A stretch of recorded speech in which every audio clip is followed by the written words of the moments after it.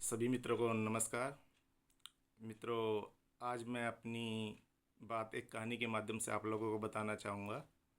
ऐसा हुआ, एक बार रोम में एक सम्राट हुआ जो एक गंभीर बीमारी से परेशान था और डॉक्टरों ने मना कर दिया कि अब ये ज़्यादा दिन तक नहीं बचेगा। तो राजा और उसके संबंधी बहुत परेशान हुए। लेकिन तभी किसी ने बताया कि नगर में एक सन्यासी आया है जो हर बीमारी का इलाज कर देता है। वो मौत का भी इलाज कर देता है। तो सम्राट बहुत खुश हुआ, उसकी आंखों में एक चमक आ गई कि मेरी बीमारी का भी इलाज उस फकीर के पास ज़रूर होगा। तो उसने अपने सेनापति को बोला कि जाओ और उस फकीर को यहाँ पे लेकर आओ।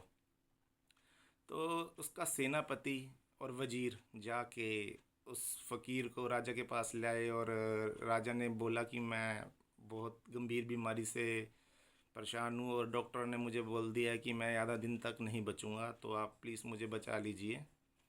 तो फकीर ने कहा कि जो आपकी बीमारी है उससे मैं आपको ठीक कर सकता हूँ।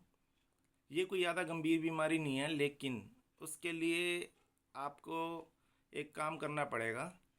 मैं वो काम आपको बताऊं उससे पहले आप उठकर बैठ जाएं और रिलैक्स हो जाएं कि आपकी बीमारी का इलाज मेरे पास है। आप इस नगर में जो भी सबसे समृद्ध और सुखी इंसान हो उसके कपड़े ले आएं। बस आपको इतना ही काम करना है। किसी भी समृद्ध और सुखी व्यक्ति के आपको कपड़े लाने हैं। तभी राजा का वजीर बोला, ये तो बहुत आसान काम है। हमारे नगर में तो बहुत बड़ी बड़ी ऊंची ऊंची इमारतें हैं और सुखी और समृद्ध व्यक्ति के कपड़े मैं अभी जाता हूँ और फटाफट लेके आता हूँ। फ़कीर बातों को सुनकर बड़ी तेज़ी से हंसने लगा और उसने वजीर से ने पूछा कि आप हंस क्यों रहे हैं। तो उसने कहा कोई बात नहीं, आप जाइए और फटाफट कपड़े ले आइए, तब तक मैं राजा के साथ बैठ के आपकी वेट करता हूँ। वजीर, उसका सेनापति और उसका वृद्ध नौकर राजा का, वो भी उस सुखी और समृद्ध व्यक्ति के कपड़े लाने के लिए नगर की तरफ चल दिए। और नगर का जो सबसे अमीर समृद्ध व्यक्ति था उसके पास गए और उसे सारी कहानी बताई कि ऐसे ऐसे मुझे, हाँ, आपके कपड़ों की ज़रूरत है। तो उस समृद्ध व्यक्ति ने बोला कि काश मैं आपकी मदद कर पाता। अगर मेरे हाथ में होता तो मैं अपने प्राण भी दे देता राजा के लिए। लेकिन ये बात सत्य है कि मैं बहुत समृद्ध हूँ, इस नगर का सबसे धनी इंसान हूँ, लेकिन जहाँ तक सुख की बात है मेरे जीवन में सुख नहीं है। मैंने समृद्धि के लिए बहुत प्रयत्न किया, अब इतनी समृद्धि है मेरे पास, शायद इस नगर पे किसी के पास नहीं होगी, लेकिन जहाँ तक सुख की बात है मेरे जीवन में सुख का अभाव है। तो वजीर बहुत परेशान हुआ, लेकिन फिर भी वो अपनी हिम्मत नहीं आ रहा और अमीर समृद्ध लोगों की तलाश में, जो सुखी भी हो समृद्ध भी हो, उनके कपड़े की तलाश में निकल पड़ा।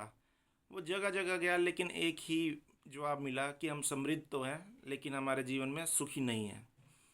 उस वृद्ध नौकर को अब ये बात समझ आ चुकी थी कि उस वक्त जब फ़कीर ने ये बात बोली थी कि जाके किसी भी सुखी और समृद्ध व्यक्ति के कपड़े ले आए, वो क्यों हंसा था हमारे कहने पे कि ये तो बहुत ही आसान काम है और हम अभी लेके आ रहे हैं कपड़े।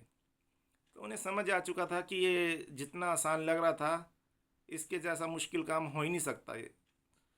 तो निराश हो चुके थे। अब वो इस तलाश में थे कि कैसे किसी तरह सुखी और समृद्ध व्यक्ति को खोजा जाए।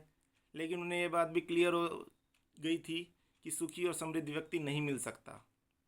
तो वो इस चीज़ की पे विचार कर रहे थे कि कैसे हम वापस राजमहल जाएं और जहां राजा मृत्युशैया पे उसको उसको किस प्रकार से इस बात के बारे में बताए कि सुखी और समृद्ध व्यक्ति नहीं मिला। पर वो जा ही रहे थे रास्ते में, तभी एक व्यक्ति की आवाज़ सुनी जो बहुत सुंदर बांसुरी बजा रहा था।